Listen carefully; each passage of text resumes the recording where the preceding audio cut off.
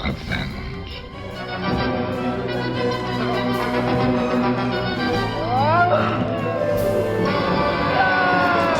Big for his bed, nothing seems to fit.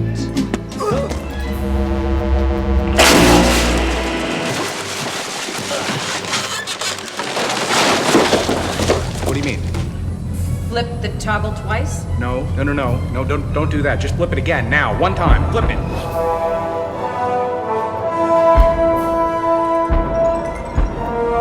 Roger. Huh? Request vector, over. What? Flight 209er, clear for vector 324. We have clearance, Clarence. Roger, Roger. What's our vector, Victor?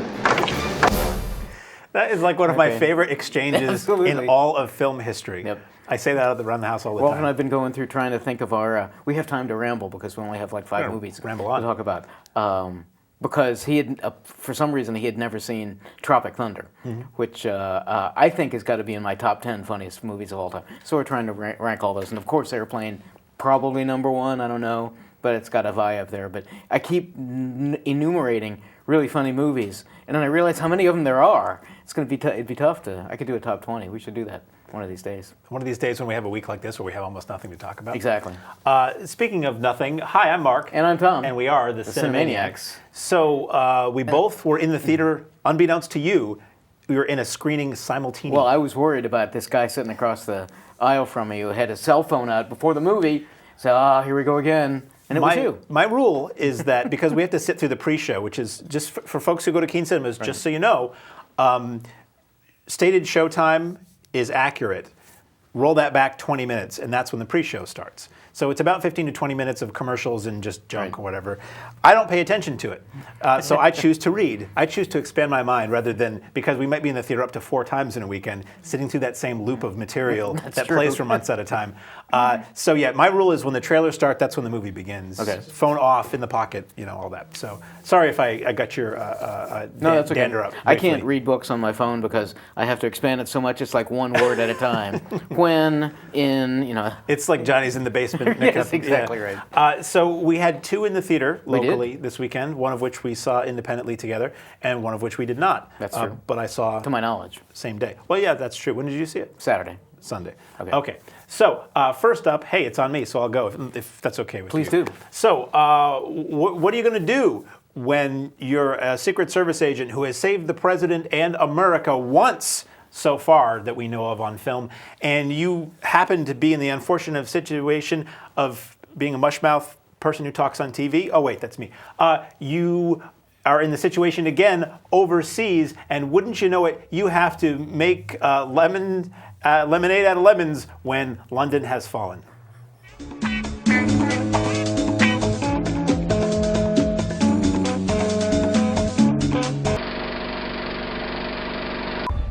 I was talking about It's full of stars. my son's, essay, saying nothing clever. Sorry. His Joe recipe, Wasn't it was about- very sloppy. Yeah, Yeah, we both saw this at the same time, which is highly unusual. We were seated in the opposite seats. I almost wanted to lean over and tap you and say, we need to switch because we're on the wrong side. That's right, yeah.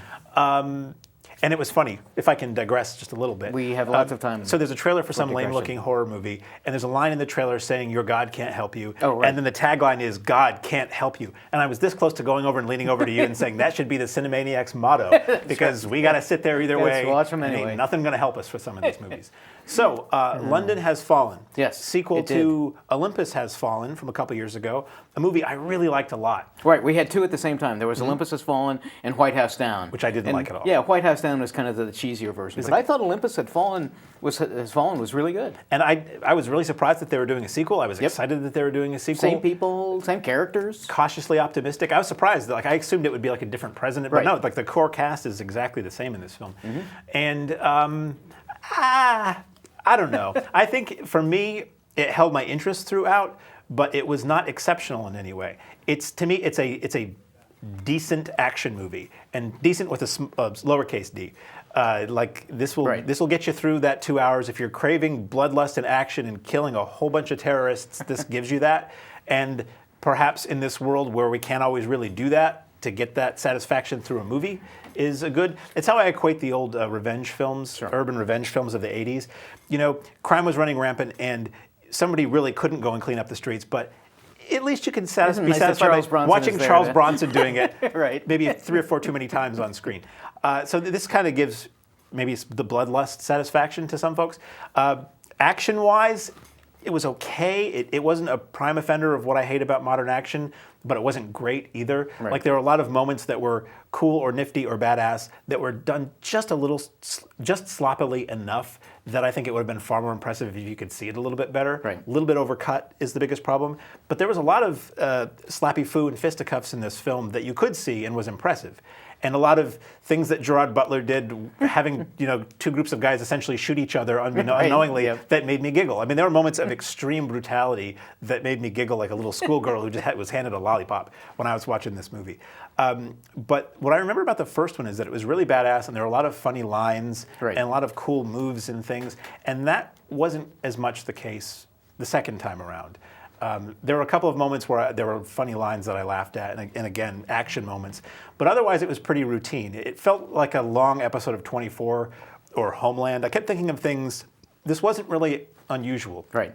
Even the plot, which I thought was a good way to kick things off, was that this a state funeral is being held in London, and world leaders from all over come to this, and these bad guys have engineered it so that they're going to take out all the world leaders at once, basically. Which is an idea I had when I was in college, which would have been a really great martial arts movie at the time. You get all the guys from the different disciplines together and you wipe them out. And I don't know, this may have been done before, so it's a neat idea. But if you put this and Olympus Has Fallen next to each other, and I had to tell somebody to watch one, Oh, right. there's no question that I would tell them to watch the first one. This is sort of like leftovers, you know what I mean? It's, Right, it's like absolutely. you walk into a room after a good meal has been cooked and you can still kind of smell it, and you're like, oh, that smells like burgers. That's nice. Where are the burgers? Well, they're gone. Oh, okay, well, sorry, you missed it. Yeah, I say if you love the first one, it's probably worth a cheap viewing, matinee maybe. But if you've not seen the first one, I think you could walk into this totally blind, not miss a beat, and if you're just looking for an action movie, I think it would probably be okay. When we used to have a local video sponsor and we got to see everything on video, I often would, one of my criteria would be, can you wait for this to come out on video? Or, oh my goodness, is this something you really got to see in the theaters? This is certainly something that you can wait to come out and see on video. I think it might even be a bit more enjoyable on video because it doesn't have that, I hate to say this from obviously a shoot-'em-up action flick, but like a high-level kind of sophisticated approach that the original had. I love the fact that I love movies like A Lifeboat where they're all in the same location, and even though the last one was really in the White House, and that's a big place, and we were a different place, you're just basically right in the White House. This is all over the place, all over London. Some of that was interesting, all over the world actually, because the guy who's really behind this is a Middle Eastern terrorist whose daughter was hurt and he's a Middle Eastern terrorist, so daughter was hurt, and so he's got to go out and kill everybody in the And he's civilized voiced by world. the voice of Elmer Fudd. Yeah, right. That was it. Yeah. So this one all seems also kind of convoluted. I didn't think the effects were all that great. The CG effects at the beginning when everything's going down were dodgy. Very lame. I raised an eyebrow, Connery style. I'm like, really? This looks cheap. Right. And there was some CGI blood early on when things were going down that looked really bad. And there's one scene where toward the end they're all running to try to infiltrate where the president is being held captive, and you can just tell that all the actors, Butler included, are just going like this with guns and just waiting for people to color in, the bullet shots and everything like that. I just thought this was 80%. It was like, oh, we've got to make a deadline, so it's close enough, let's get it out. Both for everything involved, all the editing, all of the quick, quirky lines that I enjoyed, as you mentioned, from the first one.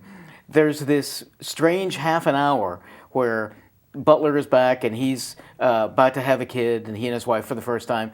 And isn't he like 45? I mean, it's like, how old? He's awfully old to be, and that's from me. He's a late bloomer. I guess. But so I'm thinking, oh man, you're awfully old to be having a kid. But everybody involved. We cut back and forth from the White House and Butler's character with his wife and everything. And there's just this oppressive blanket of like, his wife would say something like, "You're going out to get the paper? Well, be careful. And I'm like, what? And nothing really happens for 15, 20 minutes. And then all hell breaks loose. In a big way. Yeah, and we find out there are some throwaway lines. And I appreciate that there are throwaway lines. So at least they're making an attempt.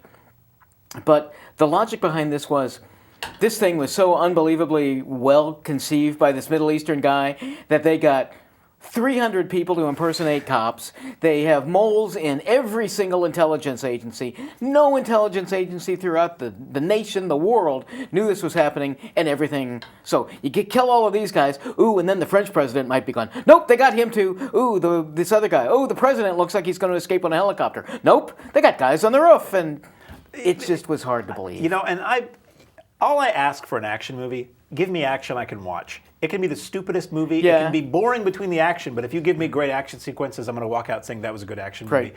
But there was that section when everything was going down that it was really, because they keep harping on how the highest security ever in the world. Yeah. And Whoops. then when stuff goes down, it's like everybody's a bad guy. I'm Yeah. like, well, maybe if the bad guys were in charge of security, and then when the president's chopper is trying to escape, there are these guys with Stinger missiles on Right. like 10 rooftops, and it's like, because they happen to know the route. And I generally don't nitpick stuff like that, but it was standing out to me because I'm When like, they it's just highlight it so where much. where the president's helicopter happens to crash in the middle of a field, count 5, and there's like 50 guys on Right. dirt bikes rolling up. I'm like, Right. what's going on here? This Yeah. is like, it's like Matrix stuff. Yeah. So, I mean, it's not a terribly long movie. It's 99 minutes, No, which which is is the good. credits. Take 10 minutes, and I think the point, and so I can respect the filmmakers for this. I think the point was, oh, everything looks like it's going along okay. And for everybody involved, in the film and us included, boom, all of a sudden all hell breaks It loose. is harrowing. So when that was happens, too. interesting. It's because it's chaos and you don't know, Right. honestly, I who's just going to didn't survive. buy it. And so if you'd shown me maybe, take 10 minutes and shown me Infiltration, but that's a different movie. And so I have to, for want of a better term, critique the movie as it is. And there was so much that I didn't buy. I ended up just kind of watching Gerard Butler go and, try to beat people up. Aaron Eckhart, and he's the president, and his job is to have to be saved, and so he's okay.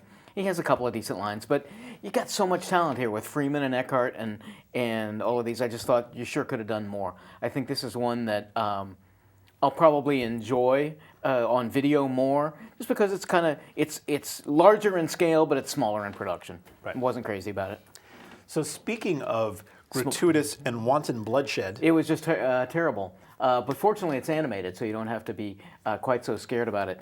A renegade fox is out to kind of take over your animated world, and he and a sweet little new bunny who is just working at his police officer kind of a job have to team together to stop a huge conspiracy. It's all over the place. There are animals all over the place. You could just call it one crazy Zootopia.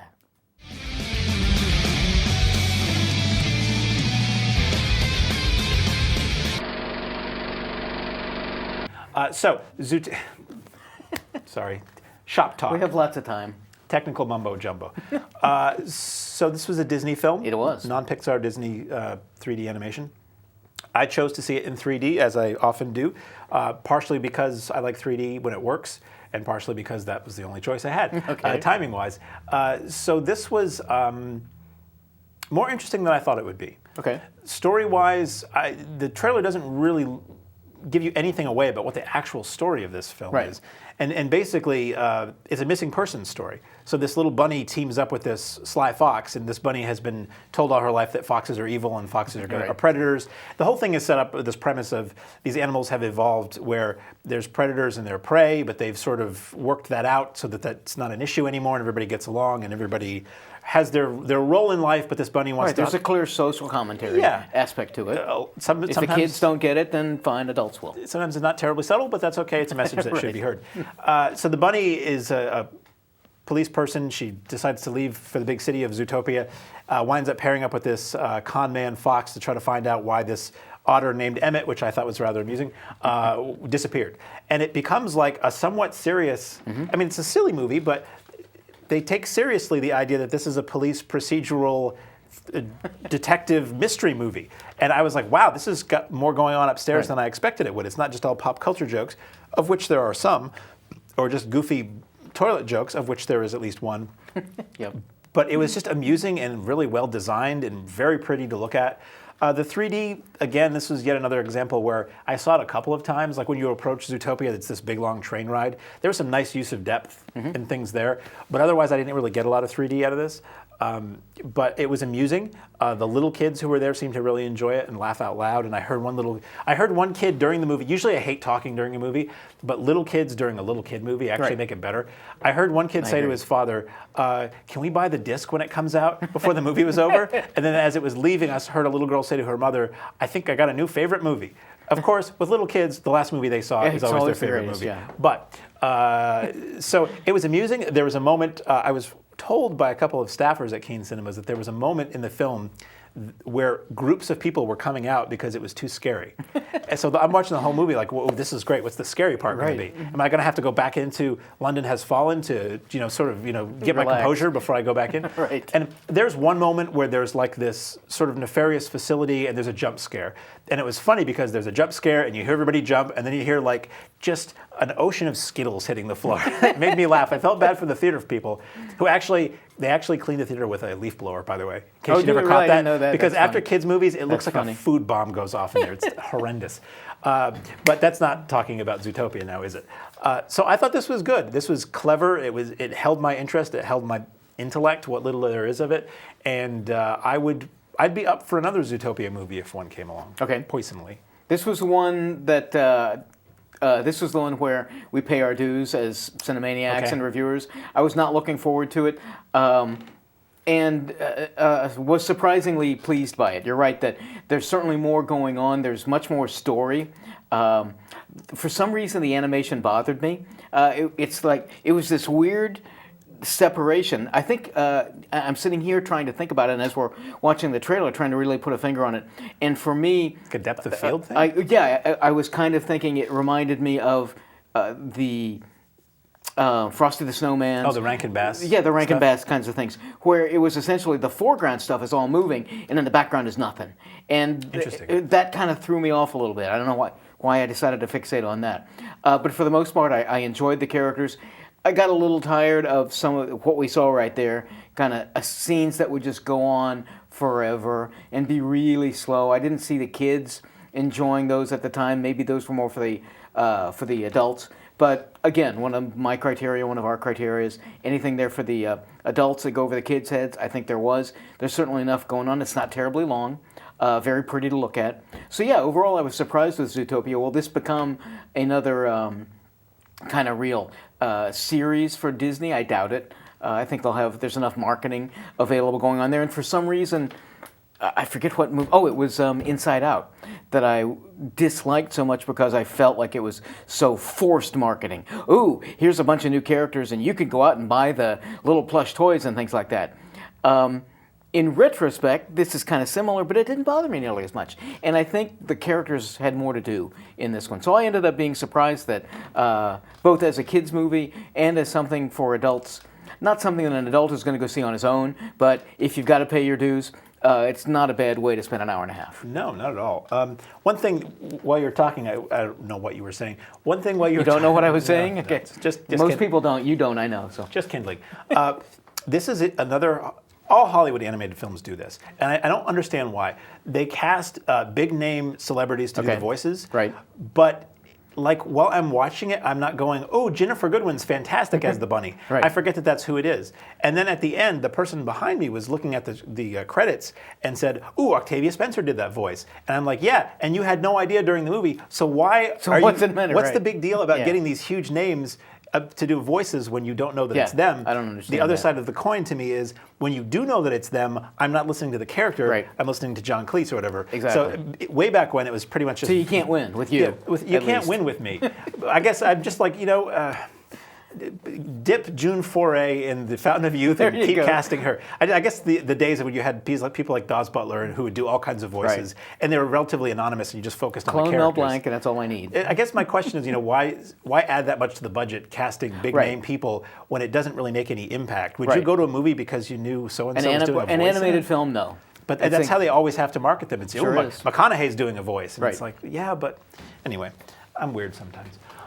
So that was all qualify it. that. Sometimes. So that was all that we had to view and discuss from our local Keene cinemas. That and other films. Oh no, wait! Can I throw it in? Sure. Can I throw it in? Who, Because what, we have why? time. Sorry, I totally forgot. I saw a movie of my own volition this weekend. Ah. We don't have a clip. We don't have a graphic. But since we have time, and it's a cool movie that, since this show plays outside Keene, people might be able to see. Stephen Chow. Chinese Yes. comedian, actor, filmmaker who made Shaolin Soccer Right. and Kung Fu Hustle that people might know here. Kung Fu Hustle I loved. Fine film. Shaolin. Shaolin. Oh, see, I was a huge Shaolin Soccer Really? fan. Okay. I've been a fan of his for a long, long time. Back when we used to go in Chinatown in Boston and buy his movies. Stuff still hasn't come out legally in this country. He's continued to work behind the camera. And he made a film, Journey to the West, recently, which was a very well-known Chinese legend. It was like one of the biggest movies ever in China. They may or may not be building a theme park around the legend Holy in his cow, movie. really? It was Jeez. huge. So he has this new film called The Mermaid that's out. Yes, I have heard about that. We saw this. Apparently it's one of the biggest films in China. Huge moneymaker. It got released last week in the U.S. 1,000 or 3,000 screens. Good number of screens. Okay. And we saw this at the Lowe's Boston, so next to Okay. Boston Common, where they have all kinds of stuff. And it's 2D and 3D because they're hip to the 3D thing over there too. And basically, it's the tale of this colony of mermaids and aqua people, male and female, who have been, because of environmental destruction and development, they've sort of all been pushed into this one little cove. Okay. And their plot is to try to take one of their people who can move around on land, a cute girl, and hook this guy who's like the big, evil developer guy, and basically kill him as revenge so that they can whatever. It's a comedy. It was very interesting. It was my friend and Cricket and I, and we may have been the only Caucasian people in the theater. So it was cool seeing a Chinese language movie with a predominantly Chinese, very well attended Chinese speaking crowd. And it was really funny. Was it subtitled or in English? It was in Chinese with subtitles. Okay. It was cool. There was a trailer for a Chinese film right before it. It was released through Sony Classics International, which I guess is the brand for foreign films, foreign art house stuff. It started off a little slow, and I wasn't sure where it was going to go. It's really goofy. Chinese comedy and American comedy don't always mesh. Right. I mean, I don't know what your standard U.S. audience would think of it, but there were moments where I was doubled over screaming with laughter. It's extremely goofy. Some of us were a little disappointed that Stephen Chow is not in it because we love him so Right, much. yeah. But it is totally his style of comedy. It's like a Stephen Chow movie. If you just plucked him out of it, it's still the same. He wrote kind and of thing. directed it, I assume? He wrote, or- directed, Okay. and produced. Extremely funny, pretty good CGI, ridiculous. Just extremely ridiculous. So again, we have no clip, but if any of what I'm saying means anything to anybody, I would highly recommend getting out to see The Mermaid in the theater. I think it's a movie that kids would probably enjoy. There's nothing untoward in the film at all. It's just moments of extremely ridiculous comedy, a good slapstick, Okay. which I'm a big fan of, singing, the occasional people bursting into song singing Bruce Lee movie themes. Kind of have to be educated to get that one. But anyway, that was the other thing I saw this weekend, and I just wanted to mention it in hopes of, I don't know, somebody sending me a Blu-ray. So now moving on to that which we watched on video. And speaking of slapstick and other physical comedy. Yes. Do you want to take the next one? Sure, I'll be glad Please. to. 2 in a row. It's exciting. Sly is back. Rocky is, he's missing his wife, who passed away a while ago, and he's just kind of edging it on, working with the restaurant, when all of a sudden one of his former nemesis turned buddy, the son of this guy, comes up, and we find out that he wants to take a shot at the title as well. No, it wasn't Mr. T. This guy's name is Creed. Rifle come in Mattel's Frontier set. $5.50 wherever toys are sold. He's always chasing the chickens. That's right. So Academy nods go in this place. Stallone, surprised to me that he did not get it. Not only did I think he was deserving, but boy, all of my insider sources said that he was going to get it for this. I thought he was really, really good. Michael Jordan did not get a nod for this, but he was terrific as well. If I have a complaint about Creed, it's that it's Rocky. We've seen this story so many times. It pretty much is a remake. It's a remake of the original. And so if you haven't seen the original, you're going to really like this. I think if you can distance yourself from it, this is still really fine. I think everybody in it is real good. It's got the same themes of redemption and work and pulling yourself up from the bootstraps. And I thought performances all over were really quite good. And I was very surprised at Creed that I liked it as much as I did. Same here. I didn't know too much about it going in, other than that Stallone was in it, Right. and I was impressed that he was willing to be in it because this was. I was surprised that it was a Rocky movie that initially he was going to have not much at all in creative Right. involvement in, and then when I heard he was in it, it was like, well, he must think it's good enough to be in, and he's really good in this, and it's nice if you like me grew up with the Rocky movies. I wasn't a huge Rocky fan, but I saw them as they came out in the theater and watched them on cable and all that. So to see that character grow and where Rocky is now. Which was interesting because they did 4 Rocky movies that were decent. They did Rocky 5, Yep. and then we had Rocky Balboa, which was to make up for Rocky 5, Maybe. to end the story. And then to see that there was another continuation of the story, I was like, well, where is there to go with this? Right. And the answer is, you make the movie not about Rocky. It's about Apollo Creed's son from the original films. But again, that's where I get bugged, like with the new Star Wars movie. It's like, this is a remake. Right. Like when you stand back and squint structurally, it's the same thing. Sure it is. And instead of running up the steps, he has his own version of that, which is a pretty cool moment in the movie where some kids, inner city youth on dirt bikes and stuff. But you can go almost beat for beat and say, well, this is what's the same. Right. And Rocky is the Mickey character, and Adrian has a counterpart and all that other stuff. But if you put all that aside, it's really cool and borderline emotional to see Rocky again and to see where he is in life 40 or so years after the original movie. And performances, as you say, are really good. Like, despite the fact that it's a remake, and I'm sure somebody just was like, okay, what else can we remake? Rocky. And somebody was like, well, and somebody figured out a way to do it without it being a remake, a requel. Hey, yeah, this is a requel. It's basically a remake and a yeah, requel. there you go. But yeah, everybody, it was really good. Apparently this was such a huge hit with audiences and critics that it seems like there will be another film I think so, yeah, I think probably coming so. along. Be curious to see if Stallone's in it too. Be curious to see how many more movies Stallone is willing to appear in before he decides to give the character the big sleep. Yes. Which I guess I gave away whether that happens in this film or not. Yeah, that's true. Yeah, but you have to wonder if it's going to be like Jamie Lee Curtis in the Halloween movies where it's like, I'll do one more, but it's going to be the last one I ever do. For some strange reason, and like I know him at all, I don't get the sense that he's, for want of a better term, secure enough to let that happen. For some reason, I get the sense that he would fight that. I don't know. I have no idea. That's just my feeling. It would be interesting to see, Sure it would. a rare occasion in film history, to see a character go from his 20s almost to the grave over a period of years. You don't really get that very often. No, and you that saw could one. be, You mentioned Star Wars, so you kind of saw one there. But Oh, yeah. that was a pleasant, not only surprise, but conclusion to some things. Yeah. Tie some things up. So Creed, I guess we both would say is worth a rental. Absolutely. Or a stream, or a download, or Right. watching it through your neighbor's windows with binoculars, however you watch stuff these days. Speaking of pugilists, up next we have a film which is a 1-2 punch to the emotional gut, they say. Who you gonna call when the person you love really feels like they would rather be the same gender as you? Well, you call 1-900 and ring up the Danish girl. Open your disaster monitor. Your superheroes at the scene of the crime. He picks some unique characters to do, doesn't he? So you have Stephen Hawking. Yep, last year he won for Hawking. You have the Deservedly yelling so. dictator in Jupiter Rising, Jupiter Ascending. Yeah, don't blame him for that. Terrible film. You have this, so it's nothing if not eclectic a career he's carving out for himself. Very true. But nominated for this as well. And I believe he won some, not Academy Award, but he was up. He Did did take some awards home for this. Okay.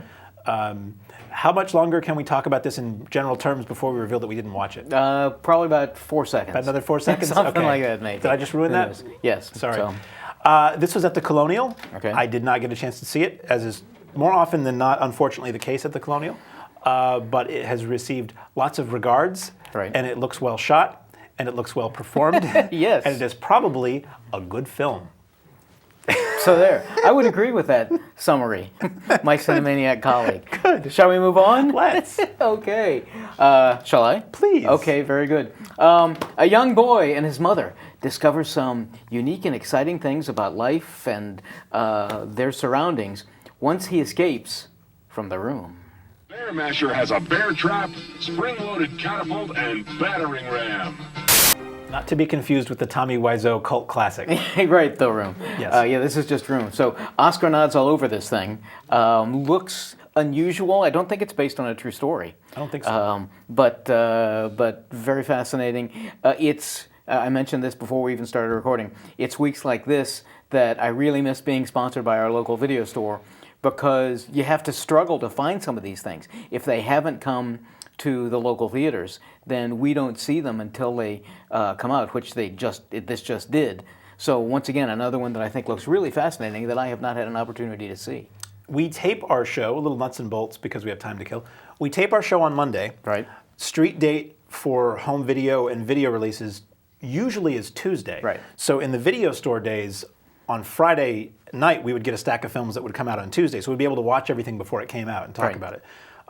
In some instances, currently, I'm able to get DVD copies or Blu-ray or streaming links to watch video releases before they come out. The whole key for us to be able to talk about something is getting our hands on it before it gets released to the public. Right. So here's an instance where we didn't and we couldn't. So this show, in some ways, is becoming strictly informational, less opinionated as far as like, hey, this is out. Again, for the last two Academy nods all over it, so you got to figure it's Right. not going to be the room, really No. horrible. But yeah, to talk about it, well, intelligently, whether we do that or not, difficult to do.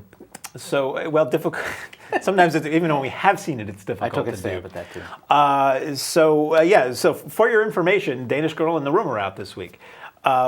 Next week, we will have a lot more to talk about. Yes. Because of what is coming out that we have already seen on video. We got Peanuts movie, Heart of the Sea, Victor Frankenstein, which you and I both were really high on as I It was recall. very good. I may own that one day, actually. That was very Hammer-esque. I'd agree, yes. And at least 2 in the theater, I'm presuming. Probably. And then a whole passel. Is that the right word? I don't care. You can use passel of Arrow Blu-rays Yes, as a that have matter of come fact. into my possession that we'll be talking about next week and the weeks coming.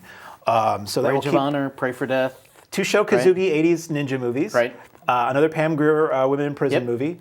And And I actually remember yes. seeing that. Did so all you? these Pam Grier ones I remember is seeing great. at the drive-in. This is great. So we'll be able to talk about memories and whatnot. Yes.